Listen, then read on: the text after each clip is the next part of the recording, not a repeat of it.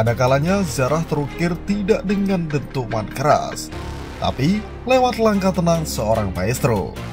Itulah yang terjadi saat Brazil, negeri yang melahirkan seni dalam sepak bola, memutuskan menyerahkan takdirnya kepada pria asal Reggiolo, Italia.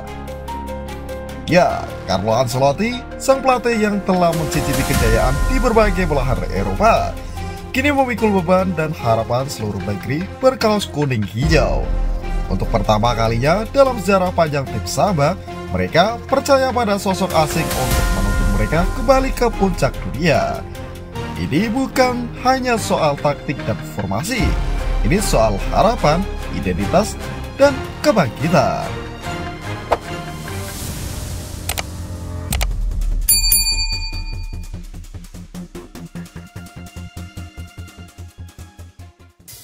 Ketika tradisi bertemu prestasi, Brazil tunjuk Ancelotti. Pada 26 Mei 2025, satu babak baru dalam sejarah sepak bola Brazil resmi dimulai. Federasi Sepak Bola Brasil (CBF) menunjuk Carlo Ancelotti sebagai pelatih kepala permanen, menggantikan Dorival Junior yang dipecat akhir Maret. Ini adalah keputusan monumental bukan hanya karena status Ancelotti sebagai pelatih tersukses dalam sejarah Eropa, tetapi juga karena Brazil untuk pertama kalinya membuka pintu selebar-lebarnya kepada pelatih asing dalam peran penuh. CBF menyebut ini sebagai pertemuan dua ikon. Negara pemilik 5 gelar Piala Dunia dengan pelatih yang telah menaklukkan 5 liga top Eropa dan 4 trofi Liga Champions. Ancelotti akan langsung melakoni debut dalam 2 laga kualifikasi Piala Dunia 2026 melawan Ekuador dan Paraguay, mulai pada 5 Juni 2025 mendatang.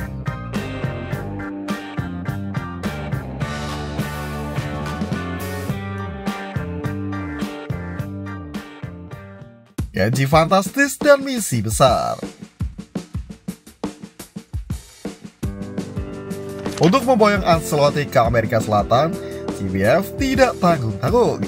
Ia diberi kontrak bernilai 7,5 juta euro per tahun, sekitar 138 miliar rupiah. Dengan bonus tambahan sebesar 5 juta euro jika berhasil meloloskan Brazil ke putaran final Piala Dunia 2026. Misi ini cukup realistis, mengingat Brazil saat ini duduk di posisi keempat klasemen kualifikasi zona CONMEBOL dengan peluang lolos otomatis yang masih terbuka lebar. Namun tugas Ancelotti tidak sesederhana membawa tim ke turnamen. Ia diminta memulihkan harga diri bangsa sepak bola ini setelah gagal di Copa America dan penampilan kurang menggigit di laga-laga besar. Lebih dari sekadar kemenangan, Brazil butuh identitas, dan Ancelotti dipercaya untuk meramu ulang wajah Seleção.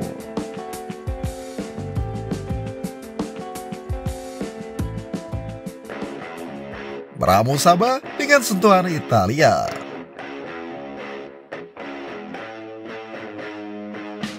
Meski belum pernah melatih tim nasional sebelumnya, pengalaman Ancelotti di level klub membuatnya tak diragukan. Ia dikenal sebagai pelatih yang mampu mengatur ruang ganti, bertabur bintang, dan menjaga harmoni tim.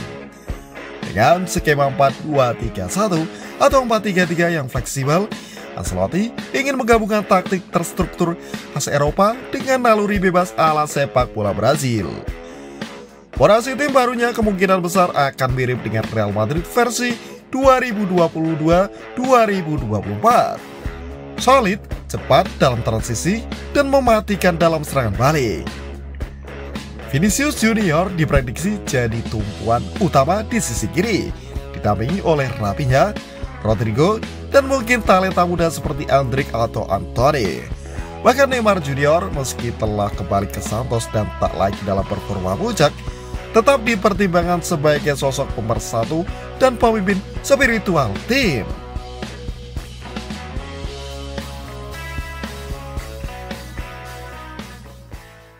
Taktik cerdas di tengah dan belakang.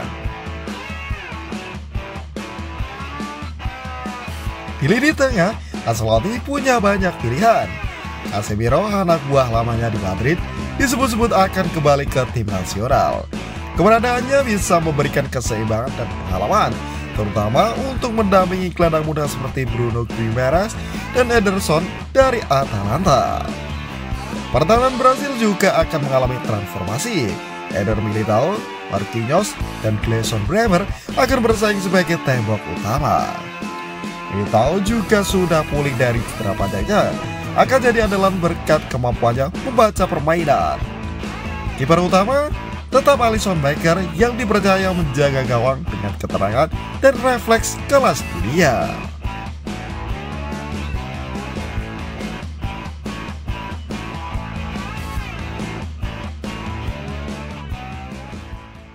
Brasil baru, harapan baru. Yang menarik, Ancelotti kemungkinan akan mengakomodasi banyak pemain Brasil yang berkarir di Eropa. Ia mengenal mereka bukan hanya dari layar, tapi dari ruang ganti. Sistem ini bertujuan mengurangi kesenjangan adaptasi antara pemain dan pelatih, menciptakan tim yang kompak meski tersebar di berbagai liga dunia. Namun, Ancelotti juga tak menutup mata pada talenta lokal. Nama-nama seperti Victor Roque, Eustachio Willian, dan Lucas Beraldo mulai mencuri perhatian dan bisa jadi bagian penting dari regenerasi.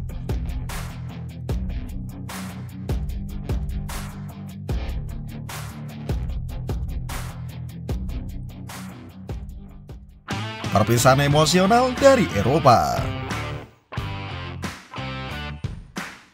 Sebelum mulai tugasnya bersama Brasil, Ancelotti akan memimpin Real Madrid untuk terakhir kalinya pada laga penutup La Liga melawan Real Sociedad. Meski musim 2024-2025 tak berjalan ideal dan Madrid terancam tanpa trofi, sosok Don Carlo tetap dihormati publik Santiago Bernabeu. 2 gelar La Liga dan 1 Liga Champions selama periode keduanya sudah cukup untuk menobatkannya sebagai legenda abadi Los Blancos. Madrid pun tak butuh waktu lama untuk mencari pengganti. Ya, Xabi Alonso, mantan anak asuh Ancelotti, telah ditunjuk sebagai suksesor. Tongkat estafet kini berpindah, dan sang maestro siap menulis bab baru di tanah yang berbeda.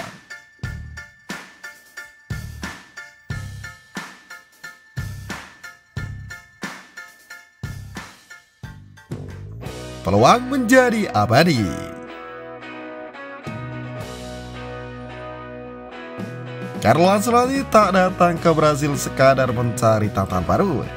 Ia datang dengan satu misi, mengembalikan kejayaan tim yang sudah lama haus akan trofi dunia. Brasil terakhir kali mengangkat Piala Dunia pada 2002. 2 dekade telah berlalu, kini saatnya mereka percaya pada pelatih yang tahu bagaimana cara menang.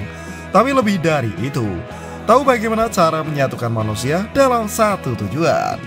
Brasil adalah tarian, Ancelotti adalah komposernya, dan dunia kini melatih simfoni indah yang akan mereka mainkan bersama.